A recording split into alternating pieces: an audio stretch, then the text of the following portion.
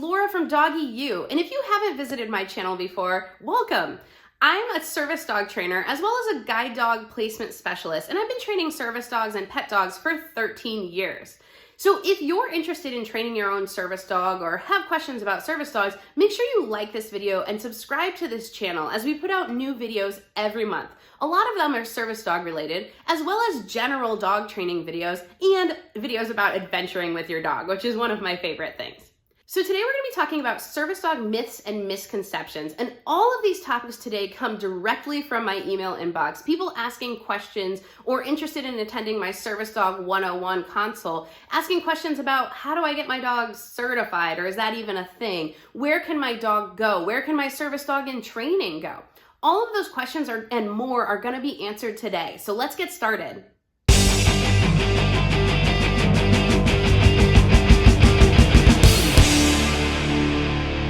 Before we get started, I want to point out one additional resource that might be of interest to you if you're owner training your service dog.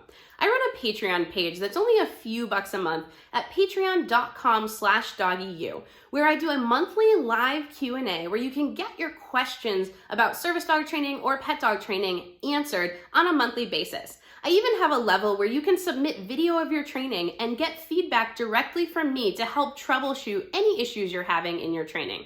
So if that interests you or you're interested in supporting this YouTube channel, make sure you check out patreon.com/doggyu. All right, let's get to the topic. So one of the biggest questions that comes into my inbox is, does my service dog need to be certified, or how do I get my service dog certified? Now, I live in the United States. It's different country to country, but in the United States, there is no requirement for certification of your service dog. In fact, all of those websites where you send them $100 and you get a patch and your dog's name goes on some list, they are all garbage. Do not give them your money. That is not a real thing. That does not make your service dog a service dog. What makes your dog a service dog is that your dog has been individually trained to do a task that mitigates some portion of your disability. So that is the ADA requirement for your service dog. It is not that you sign up for some list that makes your dog a service dog. That's not how it works in the US. They need to meet the ADA requirements for a service dog, but there is no US certification for service dogs.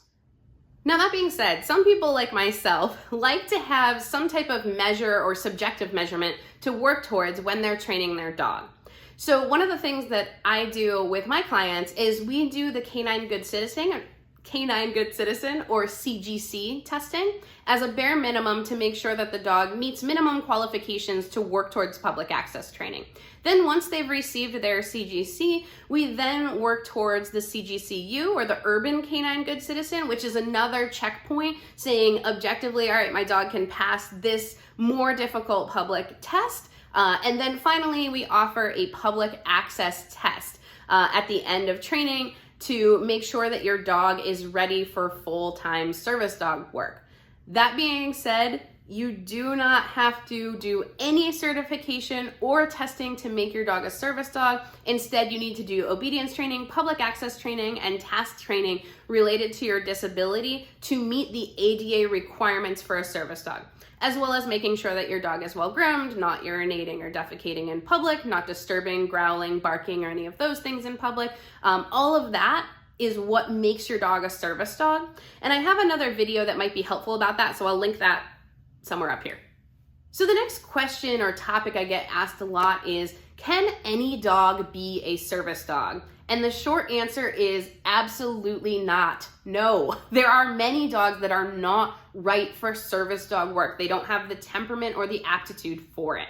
So when we're talking about service dogs, we're talking about the elite of the elite. Think of Olympic athletes or brain surgeons. Not everyone is cut out for those jobs in life, and that's okay. Some dogs are just meant to be lovely pets, or they can be task trained at home to help you within the house. But most dogs, if they aren't qualified for service dog work, are going to do poorly at public access. When we're talking about service dogs, we need a dog that has a lovely bomb-proof temperament and is able to tolerate the stresses of service dog work out in public.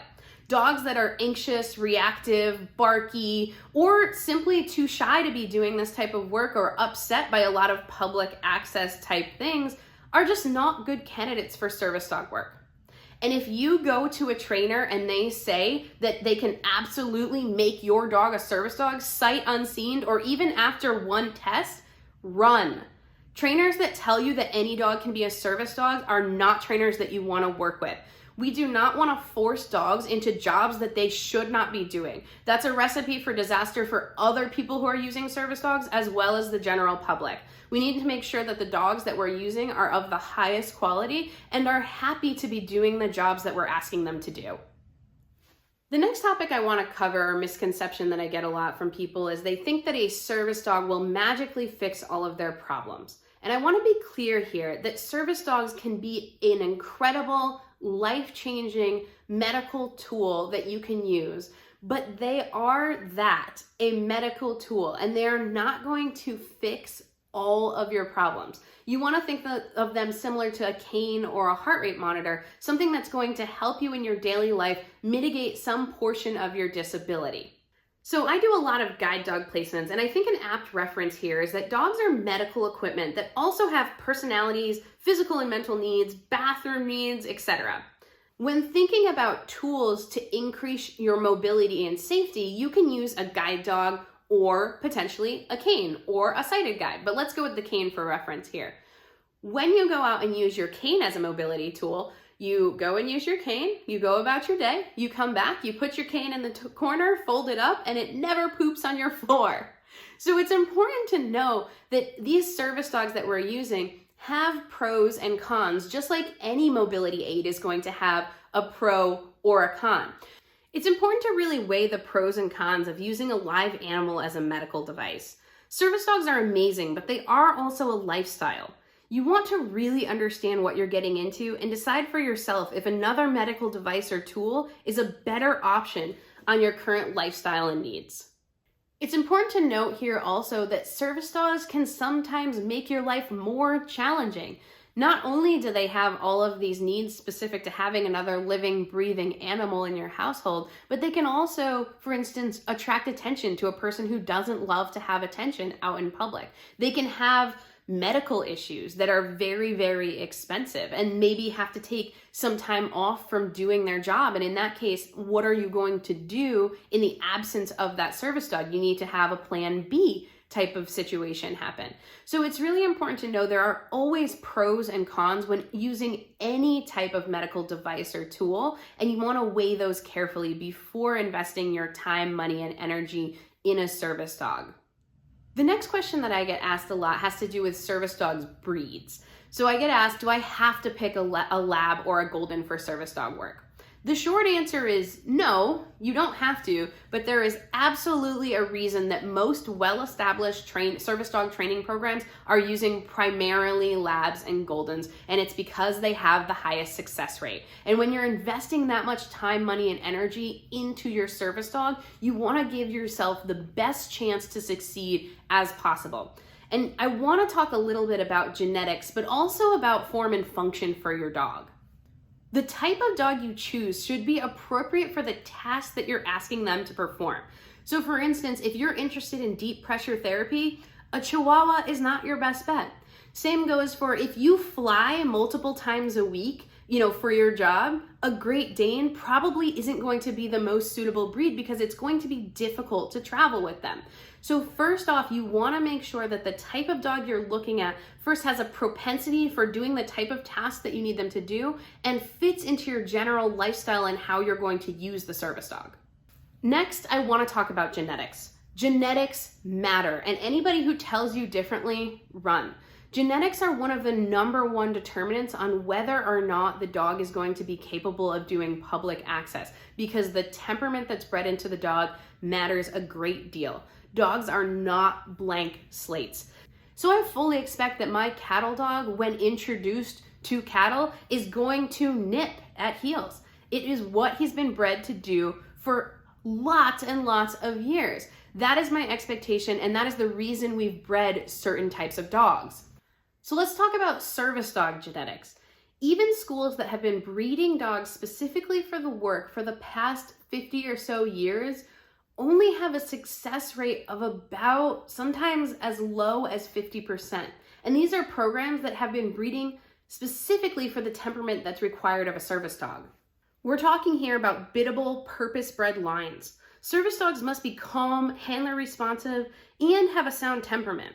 They have to be structurally sound and able to do their work in any environment. Many things can disqualify a service dog from working, including general reactivity or noisy behavior. Fear issues, fear of people, noises, animals, shiny floors, moving vehicles, structural unsoundness. We ask a lot of our service dogs, and we need them to be comfortable and confident in their jobs. So you see a lot of labs, Goldens, German Shepherds, and Poodles used for service dog work by some of these larger schools. And there's a reason they do that. Now, I know a lot of you are going to say, hey, I have, this Aussie that's perfect for service dog work. And that is probably true, but you're talking more about a needle in a haystack situation rather than a rule. So when you're looking at investing a bunch of time, money, and energy into your service dog and service dog training, make sure you're giving yourself the best chance possible by making sure that the dog has an aptitude for doing the tasks you need, has had their genetic tests, their health tests, and is coming from a reputable breeder that has had successful service dogs in their lines in the past. We can talk a lot more about what we're looking for in a breeder, if we're going with a breeder for our service dog, or what we're looking for when we're evaluating an older prospect with a more established temperament. So if that interests you, make sure you comment down below, and I can, add that to my list of videos that I'm going to produce in the future. The next question I get asked is, do I need my service dog to be professionally trained to qualify as a service dog? Short answer on that one, no, you do not. You can fully owner train your service dog, and it is fully acceptable under the ADA as a trained service dog. That being said, I think an analogy is helpful here. So I don't do my own taxes, and there's a reason I don't. I truly believe that someone who's gone to school for taxes and has been doing that job for the last 10, 15, 20 years is better qualified to do my taxes than I am. I'm going to get frustrated, upset, and spend a long time doing them, whereas Lisa, my accountant, is going to be able to fly through them and get me back more money on my return than I would be able to do myself. So I really believe that the investment I make in having someone else do my taxes saves me both frustration and money in the long run.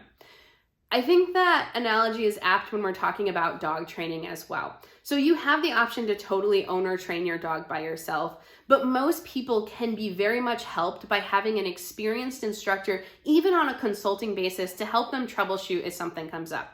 You also have the option of buying a totally trained service dog. A totally trained service dog has a very high chance of success, which is great. It's also going to have a significant cost. But don't rule that out, because if you're going to get professional training and help with training your service dog, sometimes the costs over the life of the training of the dog, so about 2 years, can be relatively equivalent. And when you get a dog from a puppy, you don't necessarily know that it's going to have their temperament and aptitude to become a service dog. Most people have budgetary constraints, but it's important before purchasing a service dog prospect that you have some money put away for training help. Most people can benefit from, at a minimum, taking some group classes at the beginning, but really getting a service dog trainer on board from the beginning to set you up for success with your puppy and at least be there, once a month to help you troubleshoot issues that you're having. So do you have to have a professional trainer on board to make your dog qualify as a service dog? Absolutely not. But will it help you in the long run and save you time, money, and frustration? Probably. So definitely build that into your budget when you're starting to think about your service dog journey. Next question is, can my service dog go anywhere? The answer is no. While service dogs can go most public places, the ADA specifically exempts private clubs, synagogues, mosques, and churches as places that do not have to allow service dogs, or that the ADA does not apply to. So that's something to know before you get your dog. as well as hospitals. So generally, dogs are allowed anywhere in the hospital, but can be exempt from certain sterile rooms. So that's important to note, that service dogs can go almost all places that you can go, restaurants, malls, bars, all of those places they can go, but there are a few exceptions to that ADA regulation. So another related question I get is, can my service dog in training go anywhere, or where can my service dog in training go? And the answer is no, they cannot go everywhere. They are not covered under the ADA. Service dogs in training are covered in state-by-state laws in the US. So you have to check your local state laws to see how service dogs in training are treated. Only fully trained service dogs are covered under the ADA. That's not a huge deal, however, when you're first starting out in training, because there are many stores that are pet friendly and can help you simulate full public access behavior when your dog isn't totally ready for full public access, or maybe isn't covered under the state laws for service dogs in training.